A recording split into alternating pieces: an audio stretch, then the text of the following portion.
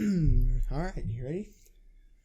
All right, welcome everyone to the Ball Don't Lie podcast, where we will be talking about NBA news, recaps, and player spotlights, where we go over players and what we think they can do. We will also be mentioning G League. It's a big new thing this year, obviously. Mm-hmm. We'll be talking about player spotlights there, hopefully teams, if we can get into that. I think that'll be a interesting thing to see. All right. So we plan to do a podcast every week, every 2 weeks, just for now. Obviously, we might be able to do a few more in the near future, or we might have one come out every other week. We're not sure yet. We'll definitely get to work on that, and we'll keep them updated. We will keep you all updated. So I say we go ahead and get started here. First, my name is Jacob. This is Jacob Smith. That's Jacob. My name is Jackson. We'll be having either one or two other hosts on here in next couple weeks or something, and then also our goal in the future is to hopefully have guests on here who we got some ideas, so pretty good ideas. So yeah. I'm definitely going to be interested in see how that goes. Yeah, whether it's guests in the local area, I don't know, maybe it'd be coaches, players, just a lot of different things. But yeah. We'll see how that goes. So I say we go ahead and get started here with the NBA recap from this weekend. So starting with Friday. The Jazz versus Bucks. The Jazz win by 14, and a pretty dominating win against the number 2 seed, in the Eastern Conference. How do you feel about that game? I'm high on the Jazz this year. They've done good so far. Obviously, what is it? They went 19-1 in the past 20 games, correct? 19-1 in the past 20 games. That's big to me. I know they've defeated the Bucks twice. Obviously, they played them Friday. A lot of people are saying Donovan Mitchell is their only scorer. I'm not a fan of that. You can't say that. I don't really believe that, because if you look at it, the game on Friday against the Bucks, they had 5 players in double-digit scoring. Mm-hmm. They had Rudy Gobert had 27, Donovan Mitchell had 26, Joe Ingles had 27, Jordan Clarkson had 25, and Derek Favors had 10. Not only did they have 5 players in double-digit scoring, but that's 4 out of the 5 are, they're in the 20s. Yeah, this team is legit, in my opinion. Yeah. I mean, Donovan Mitchell is a possible MVP contender here. He's definitely making a case for it, and I do think there's a lot of people this year from centers. I mean, Joel Embiid and Jokic. Yeah, it's a very well-rounded. They got LeBron in there, Davis. There's a lot of guys, but I do think definitely, and they're the number 1 seed in the West as well. On Friday against the Bucks, Donovan Mitchell had 26, 6, and 8. However, he went 6 for 20 from the field and 1 for 9 from three-point line. Obviously, this isn't his type of production. He's more around the 43-44% from the field range. A little bit of an off game, but obviously he bounced back against the Heat on Saturday, where they played in a doubleheader. Gobert 27 and 12 on 75.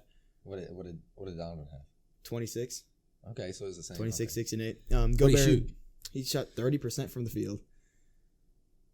Okay, yeah. Yeah, and Gobert 27 and 12, 75% from the field. I mean, I have in my fantasy team. I'm gonna tell you something. I'm quite happy with them.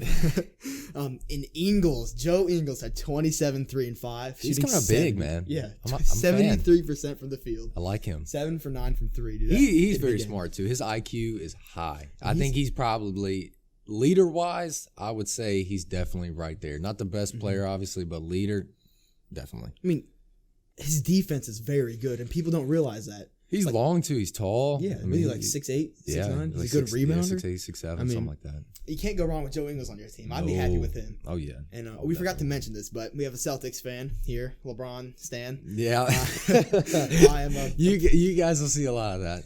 Yeah, I'm a Pelicans fan. Things are looking a little rough, and I am a Michael Jordan fan. So you'll see a lot of good debates on here. See, it's gonna be good. But, let's talk about the Bucks real quick. I wanted to mention Giannis. Giannis had 29, 15 and 6, which good is efficiency. Obviously good. He had a game the other night. I think he had 47, maybe. He had a big game, but he missed a game winner. What do you think about that? How does that make you feel? I've always been a really big Giannis fan, but he is not a clutch player. When you look at the playoffs, he has good numbers, but down the stretch, he cannot play. His defense starts fading away, and he can't hit the big shots. So last year with Miami, they collapsed on him and, literally exposed him. So but this year, they're much more well-rounded. They picked up Drew Holiday to, add to the defense. Chris Middleton's having another really good year. And you have players like Bobby Portis having a really good year. Like on Friday against the Jazz, he had 15 and 5 and 1 on 54% from the field. So and also I want to add this in. Obviously, I'm not taking anything away from Giannis. He's back-to-back MVP. He could still win it this year. So season's not over. So we'll see how that goes. But second game, we're going to move on to that. We had the Grizzlies versus the Lakers. Now, this is a good game. I watched this, and the beginning was rough. They were down at one point. I think it was 22-2. The Lakers were down 20 in the first quarter. It was bad. It was really rough. LeBron couldn't hit a shot. AD had just returned from his Achilles soreness, so he came back. But Lakers came out with a W. They played good second half, really strong. AD came up big from his injury, and LeBron still stayed consistent, proving his case for MVP with 20. I think he had 28, 9, and 8. 28, 9, and 8 for LeBron. Well, talk about Kuzma coming off the bench with 20 and 10. That was a surprise. 14 from the field. A lot of people aren't high on Kuzma, just because of the past. Yeah, but I think he's doing good this year so far. As long as he. I watch their games, and a lot of times he'll get the ball and he'll literally shoot it, and you can tell LeBron doesn't like it.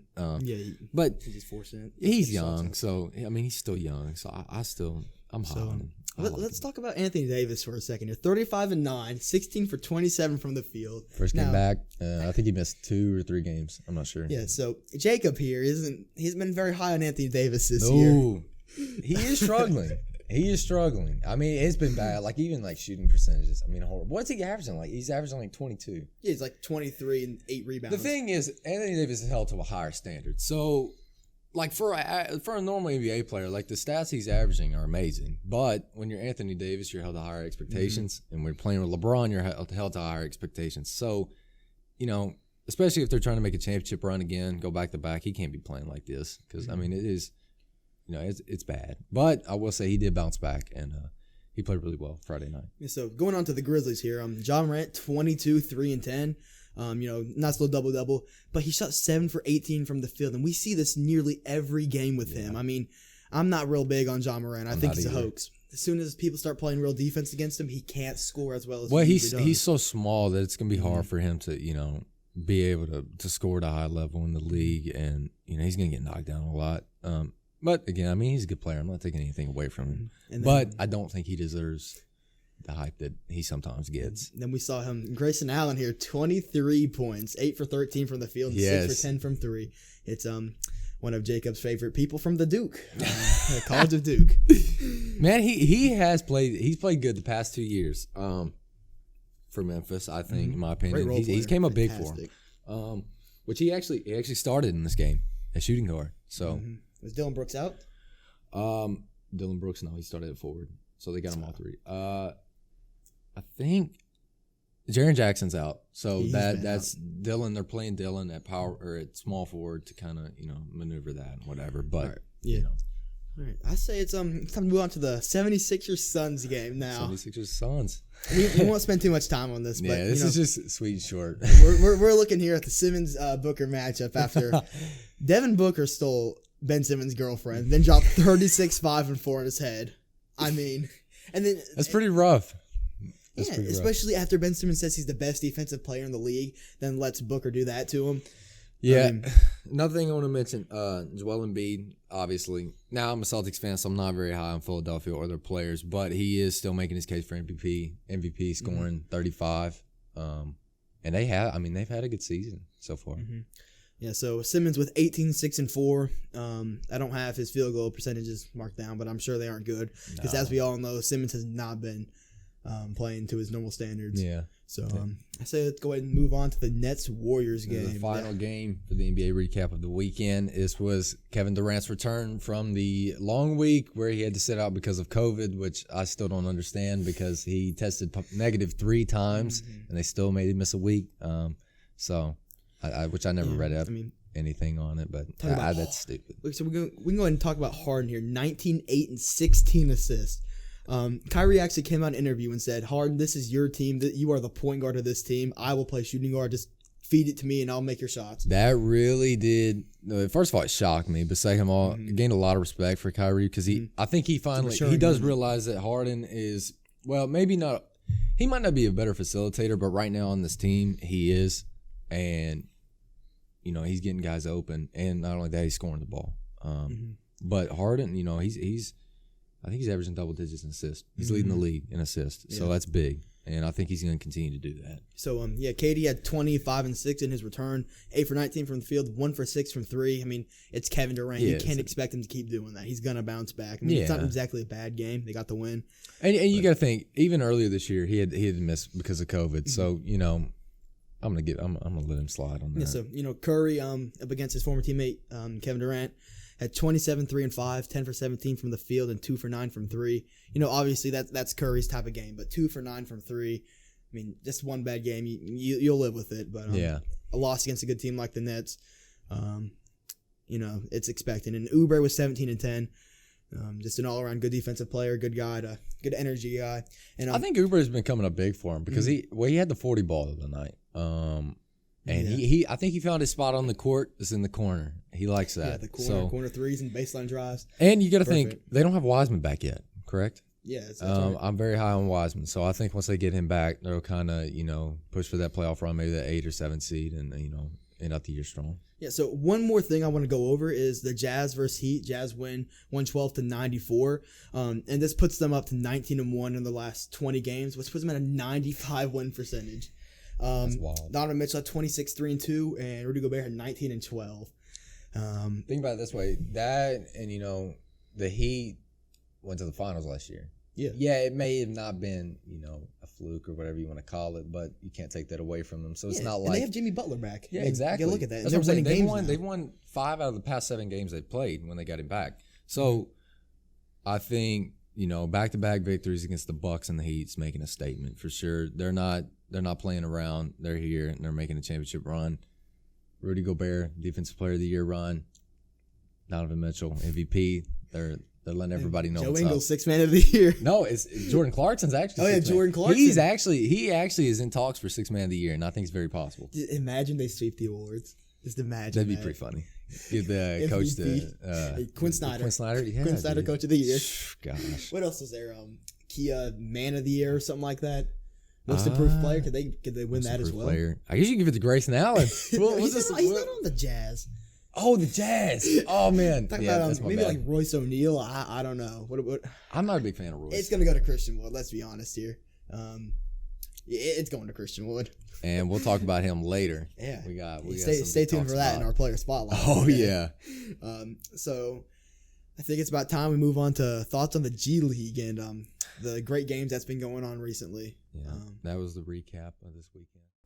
All right. So now we're moving on to the G League. It's been an interesting thing. It started Wednesday. There's been a lot of talks around this, mainly because of 4 guys. Mm-hmm. Jalen Green, Jonathan Kuminga, Deshaun Nix, and Isaiah Todd. 4 guys who decided to skip college and go to the G League. We'll probably, in the future, I think we'll have some debates as to do we think that was a good decision for those guys. I think that'll be good, something good to talk about. But yeah, what are your thoughts on the G League so far and the rookie guys and some of the veteran guys? Man, I'm loving it. I mean, I think it's a fantastic idea to forego college and go straight to the G League because you're playing against NBA level competition. You get that more time, you get that NBA training. You get that NBA schedule. You're taking flights, but they're in the bubble right now, so we'll really get to see that take effect here in maybe the next 2 or 3 years once we move out of the bubble system for the G League. But I really like it. And how about Jalen Green coming out and saying that if he was going to go to college, he would have gone to Auburn.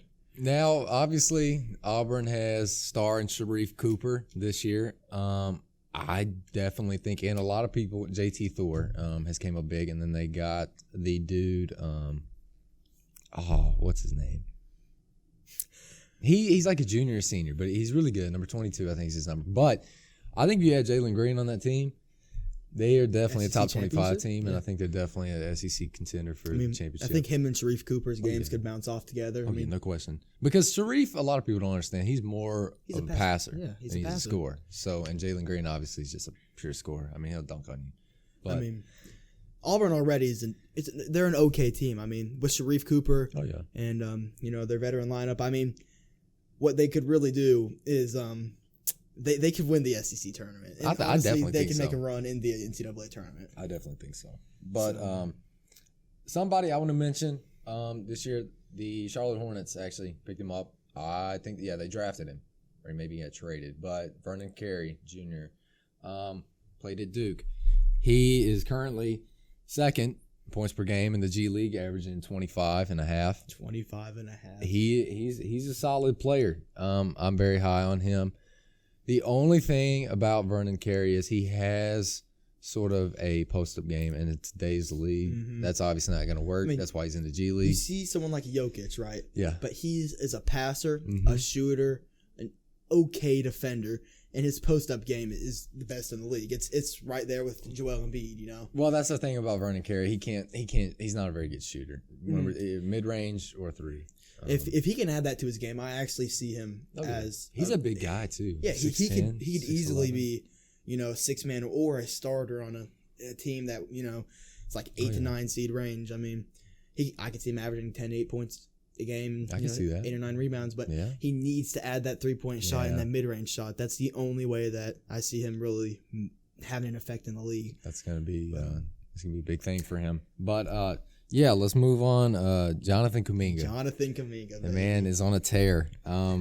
I like him a lot. He's athletic. Kind of reminds me of LeBron a little bit. He's 6'7". He's super athletic. He can shoot. He can do everything. Yeah, we're looking at an 18-year-old who's playing against pro-level talent here, averaging 22 and 7. Shooting, that's tough. Was it 46% from the field? Yeah. And, 29 from 3. But you don't expect someone like him to come out of high school and start shooting good from, the NBA three-pointer immediately. So, it's a big adjustment. Mm-hmm, it is. It certainly is. And, this is the G League, but these are grown men. Exactly. Right? These guys are still in high school, really. These are high school bodies. They're just now developing. These guys in the G League have been overseas and played. They've been in G League. Some of them actually they go up into the NBA and like Pascal Siakam. I'm not quite sure if he went in the G League, but he does play in like Chris Boucher. You look at Jeremy Lin. These are all guys that were in the G League. And they did good. They got called up and all that. So these guys obviously going into the draft next year. Oh yeah. Honestly, Jonathan Kuminga, where do we see him going? 1, 2, 3. What's the deal here? For me personally, I think he's for sure top 5. I don't really know for sure. I guess it just really depends on. I do think these guys will go higher than your guys in college because this is pro level talent. The NBA scouts are gonna look. These guys have they've already been playing with these pro guys. Mm-hmm. Yeah, they can talk to the scouts. They can talk to their NBA team they affiliate. have connections. Exactly. So I'm really liking the G League players this year, especially I think Jonathan Kuminga is the first pick. If Kuminga stays averaging 22 and 7 and shooting very well, and they do, I think they're having a playoffs and a championship, whatever they call it. So let's move on to like Isaiah Todd. He's only putting up 9 points, 5 rebounds a game, but he's shooting it well, shooting at 42% from the field. 60% from 3. So here's my thing: if you take Isaiah Todd off of the Ignite team with Deshaun Nix, who's a scorer, Jalen Green, who's a scorer, and Jonathan Kuminga, who's a scorer, he's going to average more than 9. Yeah, obviously. So a lot of people might look at that negative way. He's not a scorer, but you got to look at who he's playing with. Yes, how do you feel about Deshaun Nix? Obviously, he's a point guard. Well, he was going to UCLA. Obviously decided not to pursue the G League. That bag. I like him. I think he's a good point guard. Obviously Jalen Green and Kuminga for me are better, but I think he's somebody who can kind of come in the league and kind of play the, not necessarily a Terry Rozier, because Terry Rozier's, I mean, he's been playing at a higher level than he ever has this year, with Lamelo too. Glory, they do not need another guard. Yeah, the first couple years when Terry Rozier was in Boston, I could see him definitely being that type of level, that player. Mm-hmm. He's not going to be obviously, a top scorer or, top player in the league, but I could definitely see him coming off the bench, giving a good NBA team. Yeah, someone like Kyra Lewis' situation. Yeah, definitely. He's playing back up to Lonzo Ball, and I'm a Pelicans fan, so I've really seen him play, and he's doing some good things there. Yeah. He has a future. When he was at Alabama too, I mean, he's super fast. He did a lot of things. Like when they play Kentucky, he caused them a lot of problems. Mm-hmm. So Jalen Green here, I like him a lot. He's a pure scorer. Oh yeah, he's a very good scorer. He's athletic, dude. Like my problem is right now, he's only averaging 1 assist a game. Oh, well, they have only played like 3. Yeah, it was been 3 games. 3 games. It's like obviously that can go up, but yeah. I mean, you look at point guards; they're turned into shooting guards all the time.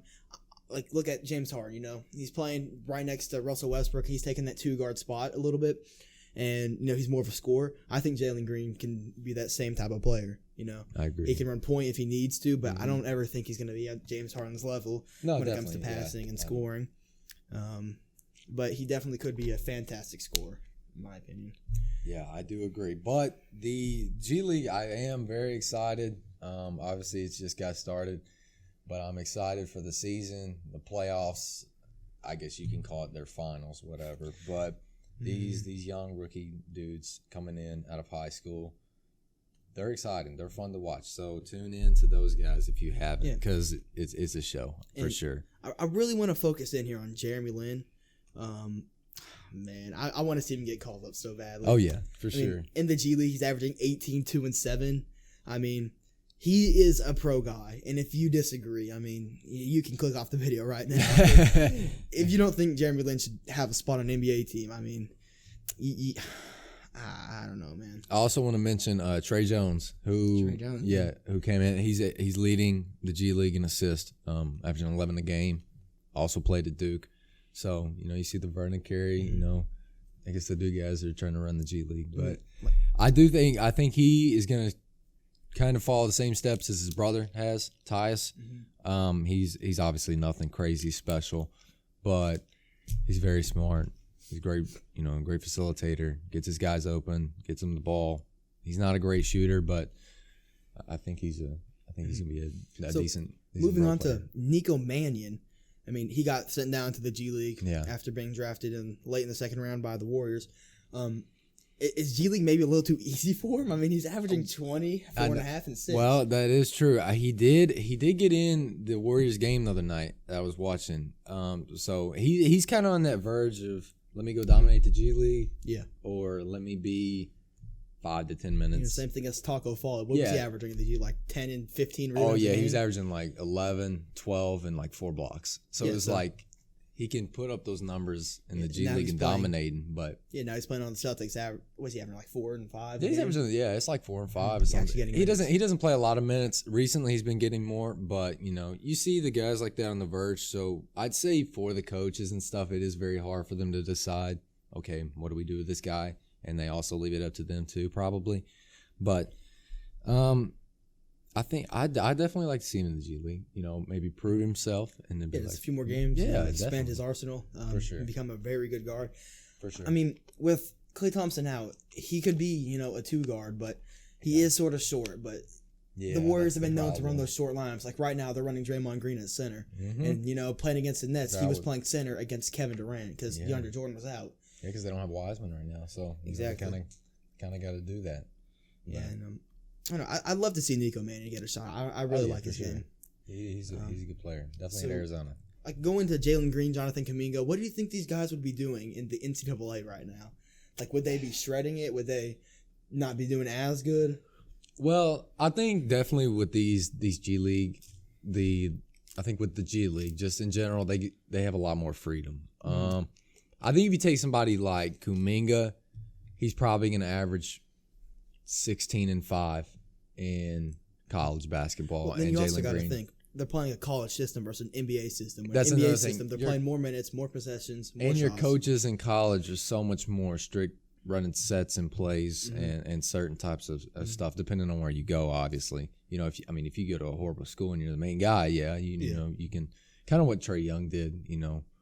He knew that if he went anywhere else than Oklahoma, he wasn't going to be able to put up the shots he did, which is why he averaged 28 and 9. Kind of what he did with the Hawks in the first season as well. I mean, it was his team. Oh, yeah. You know, they were playing like an NBA-style system there. Exactly. Like, if we look at, like, Alabama, let's just say Kuminga went to Alabama. Do you think he could still be putting up 20 points a game? Because they play the NBA system. They're shooting threes. I do. The thing is, and that's going to open up a lot of floor space. You know, your guys are, you know, you get a lot of guys, you know, they got to worry about the three. You know, if you had somebody like Kuminga too, okay, now we got to worry about this guy shooting, driving. You know, they got John Petty, Javon Quinterly. I think it's Herbert Jones too. So they definitely have a good team. But I think you put him on a team like that, he does pretty solid. But let's say you put him on like Kentucky. I don't know, because Kentucky hasn't exactly good this year. Yeah, so, well, I mean, but but with Kuminga, at the same time, we're probably. I mean, you're better, but when your He's playing in teammates a play system, bad, that rubs off on you. So that can cause a problem there. But overall, I do think Jalen Green and Kuminga in college, they would. I mean, I'm not going to necessarily say okay, Zion dominate, but they're gonna cause problems. Yeah, so like, in my opinion, I think these G League guys are going to fare much better in the NBA because they're playing the NBA system, like I mentioned. I mean, they're getting their shots, they're running and gunning, just how NBA players would, and they're also with the trainers. And True. I feel like it's much easier for the NBA guys to watch them and really see how they're going to do in an actual NBA game, considering they're playing against former NBA talents, overseas talents. You look at a player like Jayshawn Tate. You know, he came in this league from Australia last year, and he's really putting up some good numbers for the Rockets. Yeah. And I mean, that's the level that these guys are playing. You know, that's like a little bit better than the Australia league. You know, Harden. I mean, Harden's gone. He's came in and, you know, not necessarily he's not playing like Harden, but he's came in. Okay, I got to step up. Good enough. And he's done it. So. So I think that pretty much closes the G League talk for today. And we're going to move on to the playoff predictions here in a second. We have to cut the camera real quick because we've been rolling for 15 minutes. All right, so now we are moving on to the playoff predictions for this year. And it might be a little too early. I'm sorry, I hit my mic there. Well, sorry, go ahead. It might be a little too early. What are we, like 23, 24 games into the season? Like we're 28 games.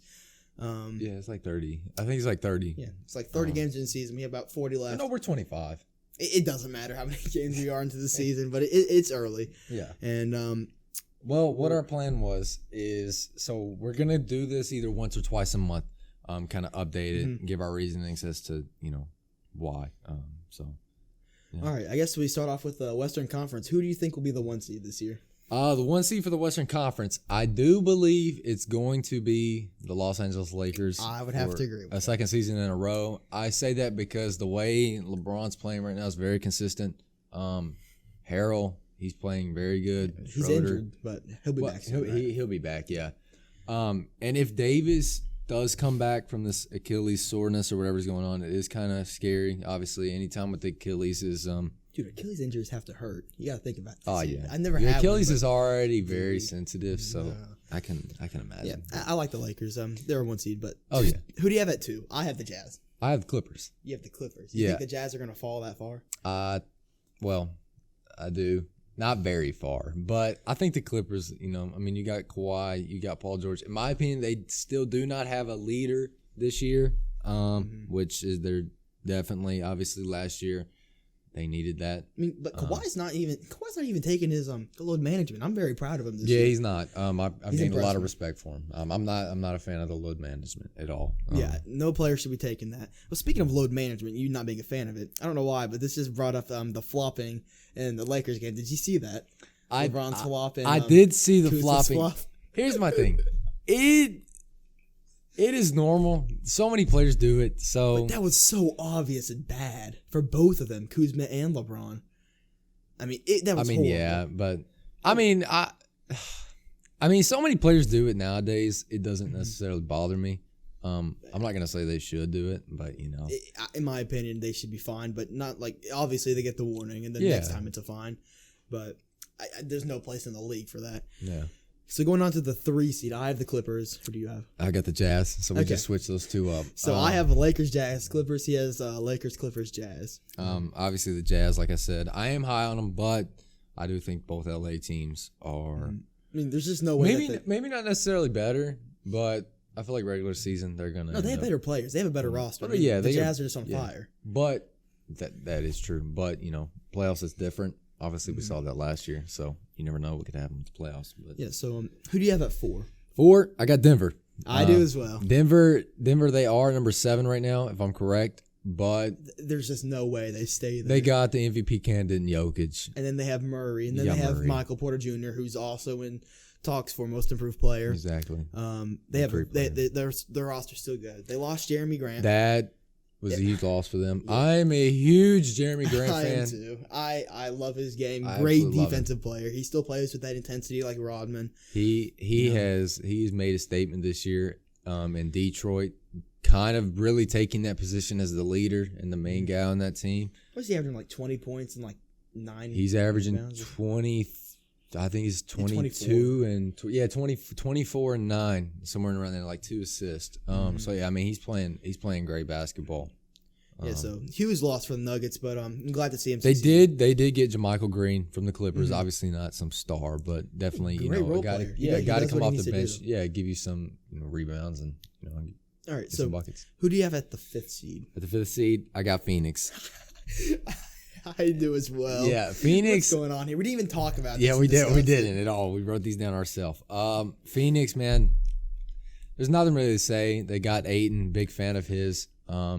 He's still young. Got a veteran, Chris Paul, who's playing great basketball this year at the age of he's 35. DeAndre Ayton. Yeah, Booker, man, that don't even need a. Yeah. But going back to what you said about Vernon Carey, Ayton has a very similar play style, but he has that mid-range jumper. Yeah, he does. Which shows that he can play in the league. That's all you need is a jumper. And another thing, I feel like Ayton I feel like he's stronger, and he's a little taller too, so that's already going to give him an advantage there. And he's great at the pick and roll, too. Yeah. We see that a lot. Works perfectly with Chris Paul and Devin Booker running those high picking rolls. Yeah. So, moving on to the 6th seed, who do you have? I got Portland and Dame Dollar. Ooh, I have the Mavericks. The Mavericks, okay. Do you not think the Mavericks are serious, or do you not think they're legit? Nah, I'm not high on the Mavericks. I'm not high on Luka Doncic. A lot of you may hate me for that, but, Luka's going to do Luka things. He's going to put up 20, 8, and 8 at least every night. Yeah. But the thing is, his shooting percentages, bad. Sometimes they're bad, sometimes they're really good. He cannot shoot. He cannot shoot the 3. That's my opinion. Unless he's wide open, he's not making it. His jump shot's slow, and it's just not working. But, I mean, he shoots, 29% now? I think he's 29 to 30%. 28 or 29. Yeah, it definitely went up a little bit. But last year, so I'm going to mention the Portland Trailblazers. Obviously, I have them at the 6th seed. At first, they obviously gave, they hit LeBron. I don't think LeBron and the Lakers realized, okay, this team, they're going to, if we don't play Laker basketball, they're going to give us some problems. But obviously they went on to win 4-1. But I do think the Blazers, man, they got Dame, they got CJ. I like the Blazers. Cantor playing great basketball this year. And Yusuf Nurkic is out, which I don't know if they want to, whenever he comes back, start him or just run him off the bench, or I would put say Cantor to the 4 and him at the 5. I don't know. That's tough. Personally, I would take Nurkic off the bench, bring him off the bench, play him around the same minutes as Cantor. Yeah, see who's playing better. See who's playing better. Then go from there. But Cantor, he's averaging a double-double, I'm pretty sure. And in Boston, he didn't do anything. He was horrible. He is a horrible defender. Don't get me wrong, but he is one of the best rebounders in the league, and he is fantastic on offense. And the thing about Cantor is, I feel like for him to thrive, he has to be in the right system. Obviously, in Boston, because he's been there twice and he's done great. This is his second go around with them, I think. But in Boston, obviously, we weren't the right system for him because he didn't do anything. So in the 7th seed, I have the Warriors. I might actually, I'm gonna do a hot switch right now. I'm putting Portland Trailblazers at 7. Okay, all right. Well, I've got the Warriors at 7. I've got Warriors at 7. It's Curry. He's back. He's playing MVP level. He's playing better, I think, stat-wise than his unanimous MVP year, which was in 2015. Obviously, if I'm not Curry's mistaken. fantastic this year. Yeah. He's good. But their surrounding, it's just not as good as it usually is. I mean, they need Klay Thompson and they need Wiseman back. Yeah. Obviously, Wiseman will be back, but is it going to be in time before the record's damaged enough? I mean, yeah, that's the only issue. I think he's out for probably another week or two. Maybe it's his wrist. another so thing is he going to stay healthy in the league? Yeah. I don't know why. I just have a weird hunch. My bad.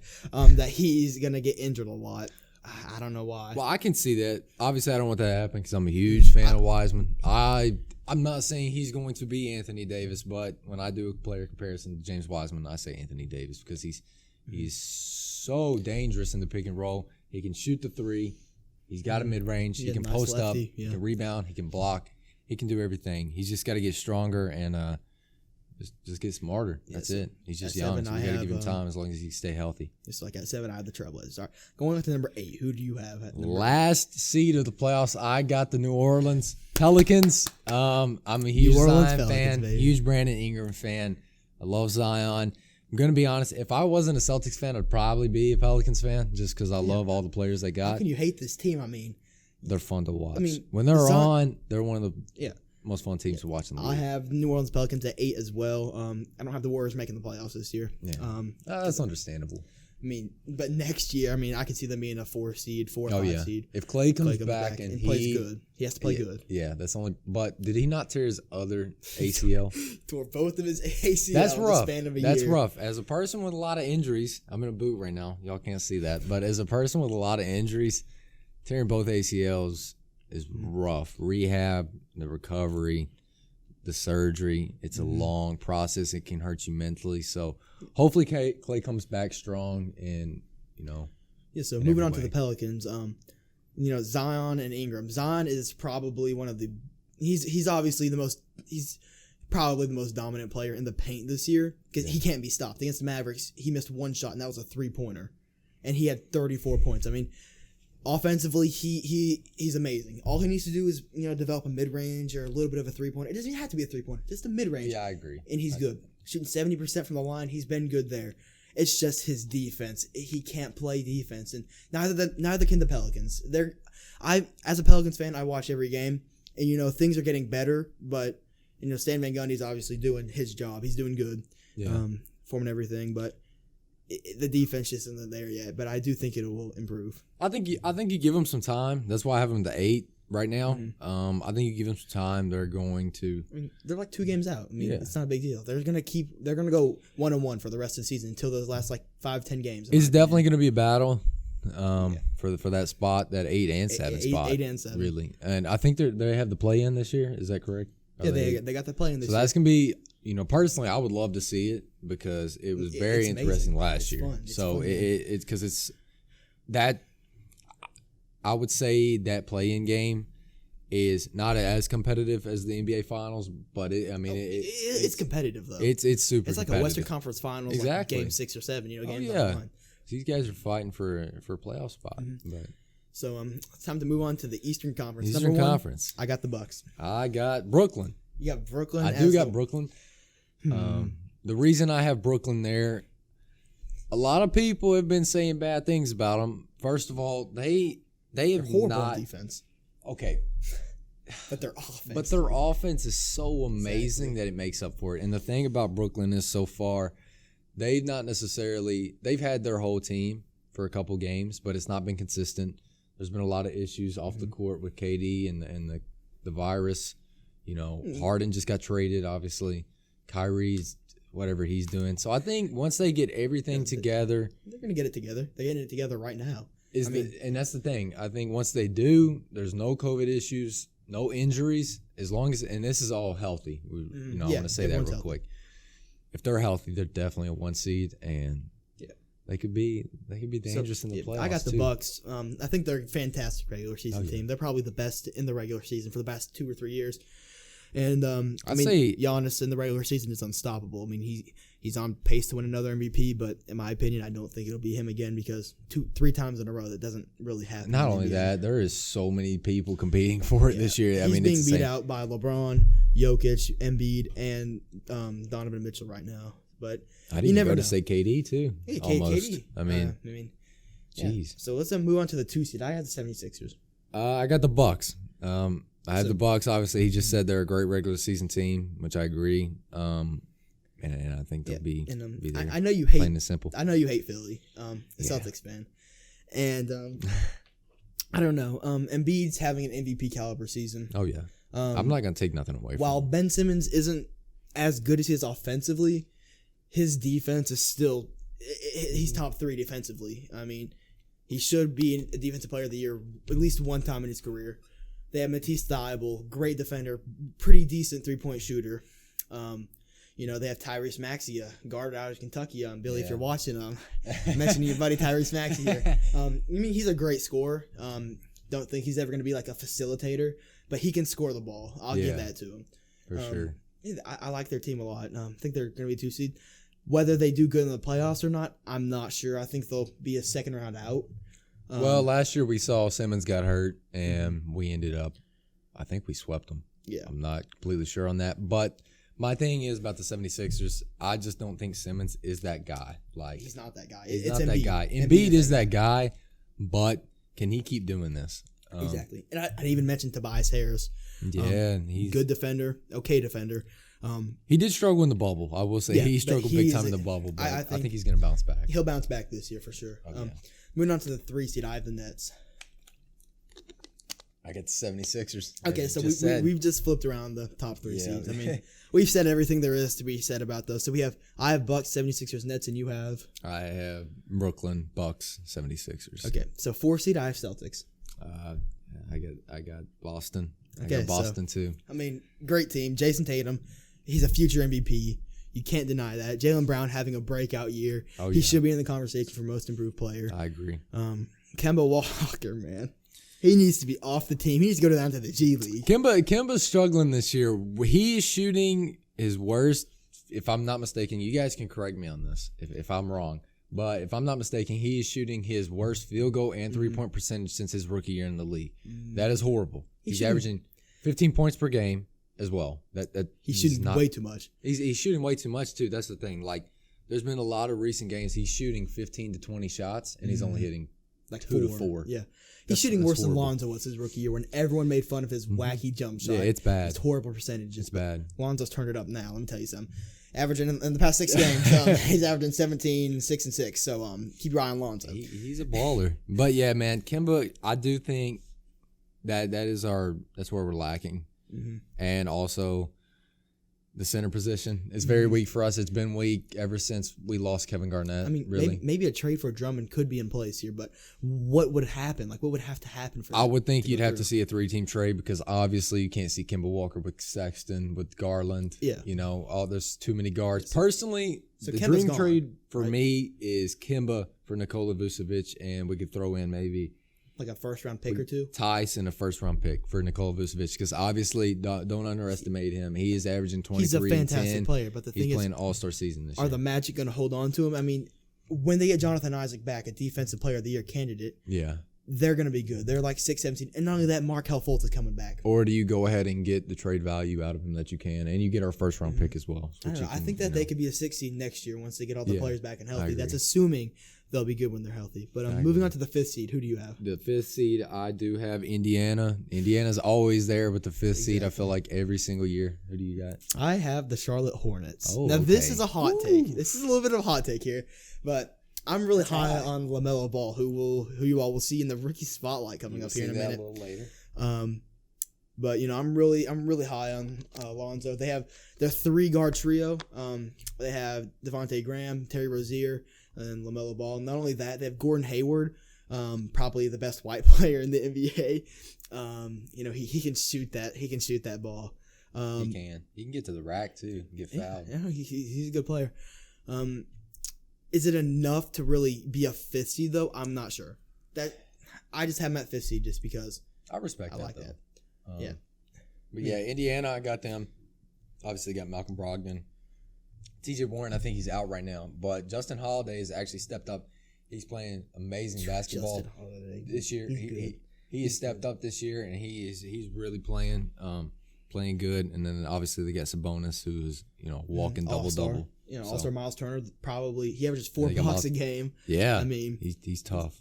The Pacers are always going to be a decent team. You know, they're not that team that's really going to necessarily make it past the semifinals. Yeah, I guess second round, whatever you want to call it. But yeah, they're always going to be a first-round win. They're always going to be there. Yeah. So going on to the 6th seed, who do you have? I got the Miami Heat. I have the Pacers there. So what you said about the Pacers, same thing for me. Really big on Brogdon, especially. I mean, he's having a fantastic year. I think he's averaging like 22, 6, and 4, something like that. And he's good defensively. So I'm really high on them. So what about the Heat? The Heat, man, they have struggled at the beginning of the season, but a lot of people don't know that Jimmy Butler. Forgot Jimmy Butler has been gone. Tyler Hero's struggled with a couple injuries, or maybe it might have been injuries, or I know he had a pinched nerve in his neck, and then he might be dealing with COVID or an injury right now. But I do believe they're going to pick it back up. I mentioned earlier they've won 5 out of the past 7 games that they've played. Mm-hmm. So I do think they're going to continue to step it up and make a run for that 6th seed in the playoffs. Yeah, I'm high on the Heat, and that's why I have them at 7. Who do you have? You have them at 7. Well, I've got the New York Knicks. The New York Knicks. I can see that. But the Heat at 7 for me, I mean, just exactly what you said. I like their team. I think they're good. But, for me, they'd be going up against the 76ers. Can they beat them? No shot. You don't think so? No shot. Really? They have Bam Adebayo, but he can give Embiid problems. He's not going to stop him, though. Nobody's going to stop Embiid, though. I don't even think Davis could stop Embiid or Gobert. Exactly. Gobert, he's a fantastic defender, but he's not big enough to guard Embiid. Embiid probably weighs 20, 25 pounds more. Yeah, you're probably right. You're not going to stop him. I think it really comes down to if Miami can hit their shots, because they've got so many shooters that they could hit their shots. It can be an on or off night, and they might go 10 for 20 or 10 for 34 one night, and then the next night go 15 for 30. So you never know with them. Moving on to the 8th spot, I have the Knicks. I got the Charlotte Hornets. He mentioned them earlier. I'm a big Lamelo fan. Love how he's playing this year. Been a fan of his for a while, and then obviously they have Hayward. Not gonna hate on him. Terry Rozier. I'm a huge fan of Terry Rozier. Never wanted to get rid of him. Obviously, there was a lot of issues in Boston, so we had to get him out of there. But yeah, I think they're gonna be a good team. PJ Washington is a great player. They got some other guys, Devontae Graham. And I kind of skipped over you there when I'm talking about the Knicks at the 7th seed, but so I guess we can kind of talk about them together here. I have them at 8. You have them at 7. Yeah. And man, the Knicks this year are good, led by Julius Randle. R.J. Barrett's having a fantastic year. Yeah. Mitchell Robinson, who actually just got injured. Why don't we mention Emmanuel Quickley? Man. He's good. He's a bucket. He's very good. He's a bucket. He's came in and really stepped up, and he's averaging 12 a game. It's 13 now. Is it 13? Yeah, 13 games now. Bumping up. He's shooting 41, 42% from the field, but like 40% from 3. From a rookie, dude, I don't know. And he's like 89% from free throw. Yeah, he's a good player. Yeah, he's always going to be a good player. He's going to come in, shoot his little floater, knock down some shots for you off the bench. Run off picks. Oh, yeah. Yeah. But talk about R.J. Barrett for a second now. Last year, a lot of people were doubting him that he'd ever be anything in the NBA. Yeah. This year, he's proved them wrong. He's averaging 17 and 6 a game. And, he's really been good this year. Yeah. I love RJ. At Duke, the only problem was I think he tried to take that leader role or try to be better than Zion. It was more of let's not win the game, let's see who can, play better. And I think that was the whole deal in Duke, which is why they lost to Michigan State, because if you go back and watch that game, you see that a lot. His first year in the league, I don't know. He was just, he's never been a great shooter from 3, but he can drive. He can get fouled. He's a good passer, and he can rebound. He's a tall guard. He's 6'7". He can dribble, but I think he definitely has a lot of potential. They recently just picked up Derrick Rose to really make a playoff push. Yeah. We saw his first game with them, 14, right? 14 points or something like that. Yeah, so he fits. He fits perfectly. Oh, yeah. So, and the coach, Tom Thibodeau. Yeah, Tom Thibodeau. He loves his players. They got Joakim Noah again, I'm pretty sure, and they got Taj Gibson. They're rebuilding the Bulls. Oh, wow. They got the Bulls here. Yeah, and, but looking past the 8 seed, we have the Hawks, and The only problem with the Hawks, for me personally, is John Collins. I've seen a lot recently about him getting traded. I don't know what's up there because I'm a huge fan of him and Trey together. But if that's happening, that already tells me that there are some issues with probably chemistry or whatever's going on. And one signing that hasn't worked out for them is Danilo Gallinari. He's averaging like 9 points, and he's coming off the bench now. I thought that was going to be a great pickup for them, but he really hasn't done a lot. Yeah, but they're playing DeAndre Hunter more, and he's having a good season. At shooting guard, they have Kevin Huerter. He's a good shooter, fantastic shooter. I wanna say DeAndre Hunter real quick. He, last year he struggled bad. Obviously he's a rookie, so you can't ever be hard on rookies. Even if it is somebody like Lamelo Ball, you got to give him a couple years. But DeAndre Hunter has, I haven't watched a lot of Hawks games, but I've looked at the stats and stuff, and he is. He can shoot. He can shoot the three. Yeah, he can rebound. He can score. And he's long. Baseline, he can play defense too. Yeah. So, I think they've got a good squad. They just got to get some stuff together. Because I'm a big fan of Trae Young too. Yeah, I don't think this is their year, but next year I think they're up next. I think they could be a 5 seed next year. For sure. Yeah, for sure. Looking at the beginning of the season, like before the season even started, I thought that they'd be 5 or 6. Oh yeah, I thought they were gonna be great this year. I mean, just seeing how things have worked out, they haven't been good defensively. Also, you said, like I mentioned, John Collins getting traded. Mm-hmm. So yeah, if that happens, I mean, that opens a lot of things up for Trae Young. See what they can to get score. Out of. And then you look at like Clint Capella. He's a really good defensive center. He grabs rebounds, but his offense, I don't know if it really fits with the Hawks at all. Who? Clint Capella. Yeah. It works just because they're running 4 out, 1 in. But, with the ISO game, he's a little too slow to play with Trae Young. Needs someone a little faster. So going back to the Western Conference, just list out what you have real quick. For the Western Conference, I've got 1 through 8 seed. The Lakers, Clippers, Utah, Denver, Phoenix, Portland, Golden State, and New Orleans. Yeah, I have the Lakers, Jazz, Clippers, Nuggets, Suns, Mavericks, not Warriors. I have the Trailblazers and then the Pelicans. And then going to the Eastern Conference? For the East, I got Brooklyn, Milwaukee, Philadelphia, Boston, Indiana, Miami, New York, and Charlotte. And I have the Bucks, 76ers, Nets, Celtics, Hornets, Pacers, Heat, and Knicks. And I'd say it's time to move on to the rookie spotlight for Lamelo Ball. We're going to be doing the player spotlight, actually rookie spotlight, for Lamelo Ball. So every week we're going to be doing a Lamelo Ball, not a Lamelo Ball, a rookie spotlight and a player spotlight. So it's kind of, we're going to take really who we've been impressed with on the season, rookie and player. It's not always going to be an all-star either. This week it's sort of an all-star, sort of not an all-star for the player. Borderline. But, Lamelo Ball, rookie spotlight. LaMelo Ball. What are your thoughts so far on LaMelo, just really on the whole season? Yeah, I've really liked LaMelo so far.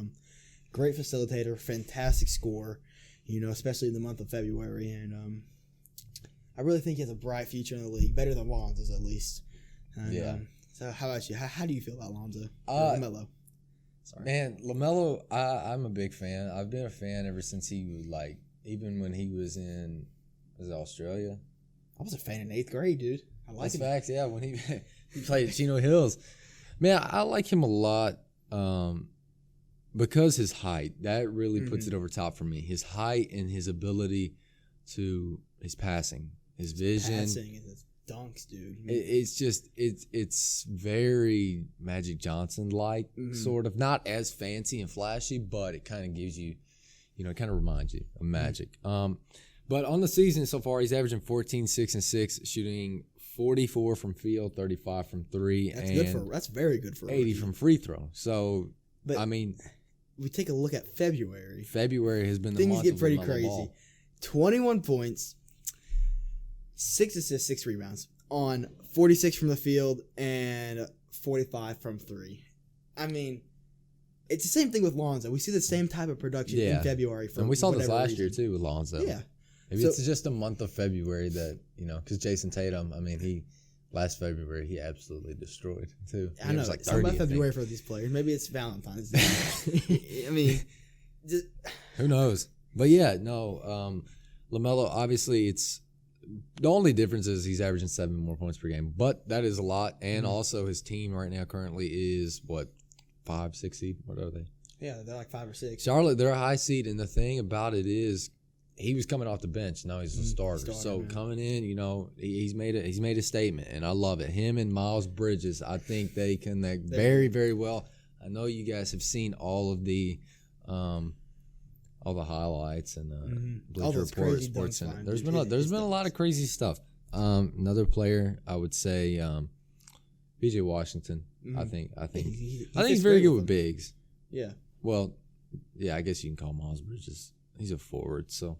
Yeah, so who do you think LaMelo would really fit better with playing the 2 guard? Would it be Devontae Graham or Terry Rozier? I mean, they're both pretty short guards. Personally, I would say Terry Rozier. Part of that is just being biased, but also but he's a better defender. But I would also say I feel like Devontae is more of a let me get the ball and let me go score. Like Rozier is also a scorer, but the thing about Rozier is he does everything else as well. Yeah, but he's also been in the position, okay, I can't be the main scorer, so what am I going to do? Like, Devontae hasn't really done that. Even at Kansas, he was the point guard, main guy.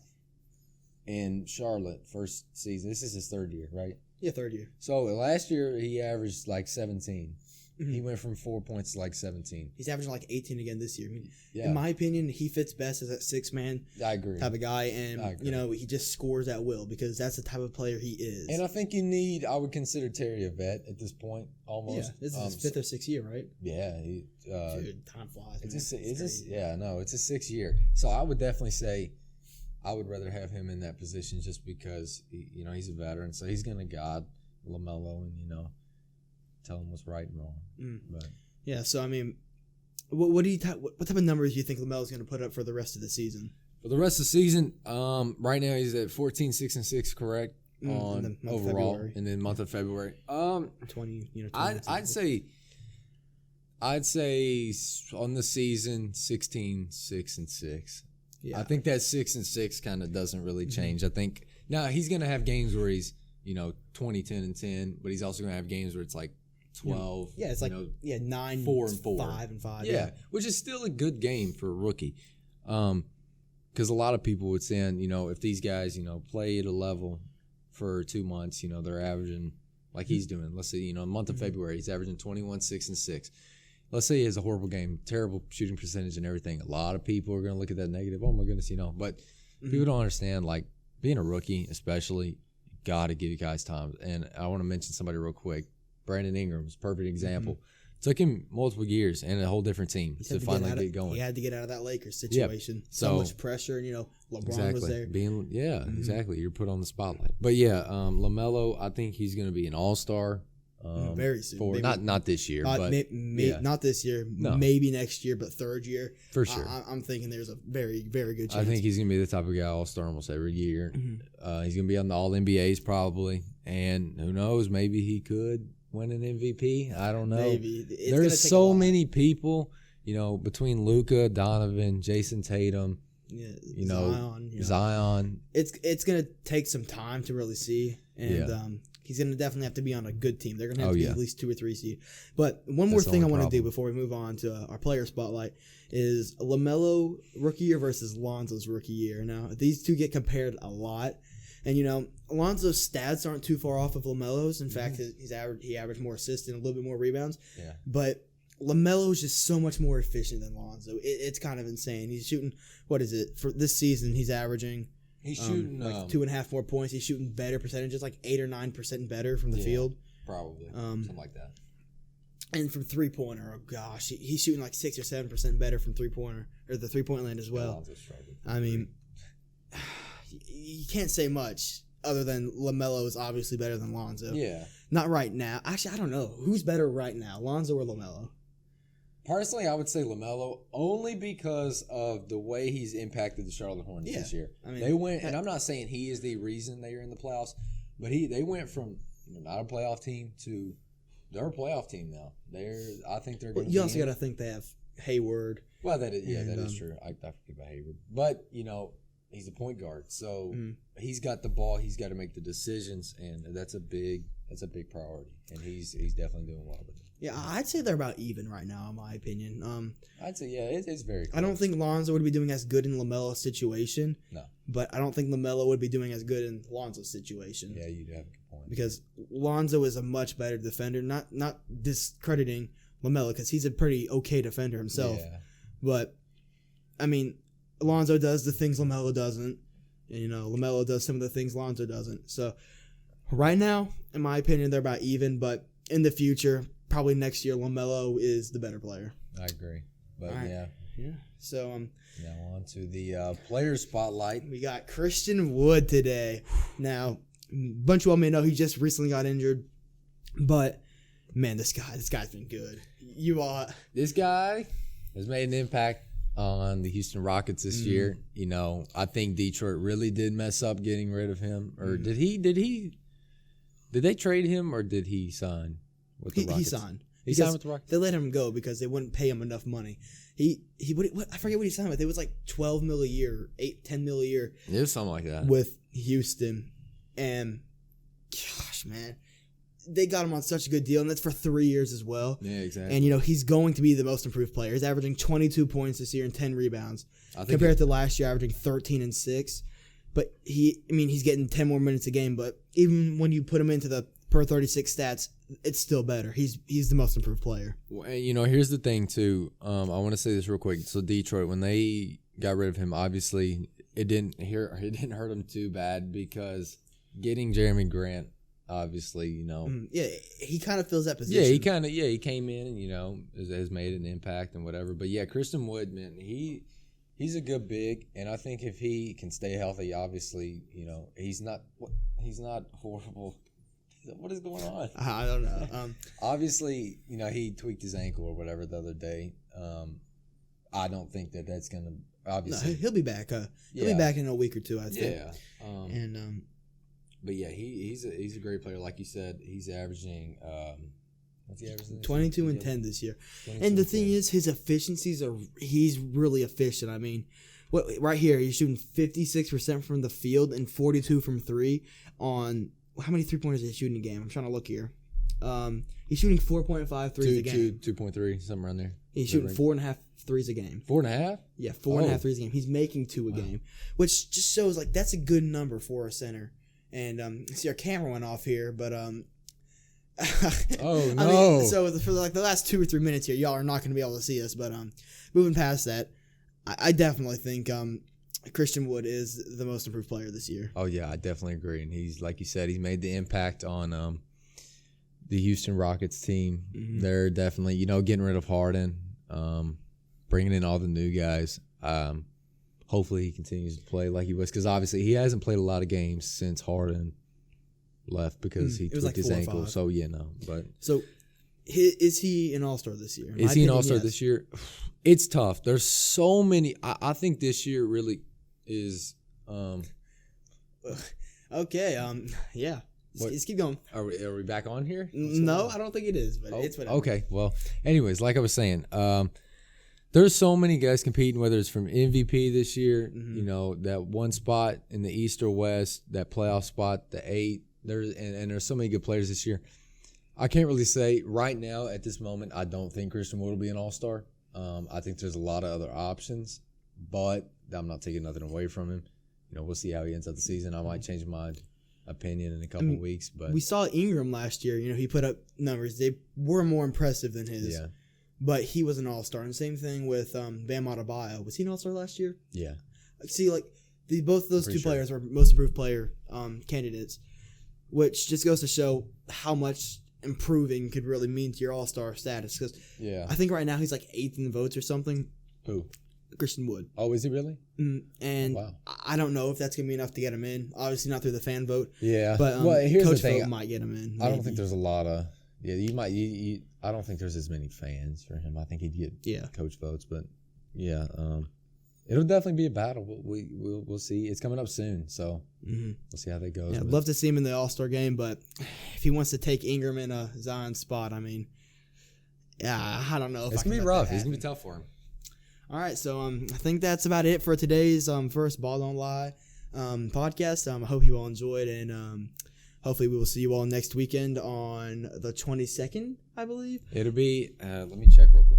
Right now it's the 14th on February. Hopefully I can get this out. We haven't decided for sure when the dates are going to be. We're still thinking about that, but we are very excited for this. It's going to be something good. We're going to bring a lot of information to you guys. Hopefully you guys enjoy it. We're going to do, like I said, the rookie spotlights every week, player spotlights. Thinking about doing a team spotlight too, maybe. Yes, a team spotlight on the Timberwolves maybe next week for what they can do to improve and what they're doing right, what they're doing wrong. So I want to say real quick, a lot of what you're going to see an NBA recap for the weekend, maybe the week. Every week. Yeah, you're going to see G League stuff because of everything going on with that. Yeah, we won't do what we did today, going over the players individually. But we will go over, some stats, some games, some big moments. Maybe talk about some highlights. Definitely go over a player and rookie spotlights. And next week I really want to go over the MVP candidates and who we think is really the best player in the NBA next right week's now. thing to look out for. That'll be a good topic to talk about. And then sometime in the next upcoming weeks, hopefully we can talk about a good topic. I want to talk about was the G League, was that the right decision for those guys? Yeah. Should they have stayed in college or the decision they made, was it the right decision? But and we will also have Billy on tomorrow. Or not tomorrow, but next podcast. So you guys will see him. Make sure to look out for that. But like we said, thanks for watching. Thanks for listening. And, what about the TikTok and the? Oh yeah. Make sure we're definitely gonna be posting some TikToks, trying to grow. Yeah. No, we'll post clips and different stuff like that. Maybe a preview. I guess we could do that. We could do a preview. And it's gonna be on. What's this gonna be on? We'll just make a TikTok for it. Okay, perfect. So if you all like this video, make sure to subscribe, like the video, and guess we'll see you all next week. So peace. We out.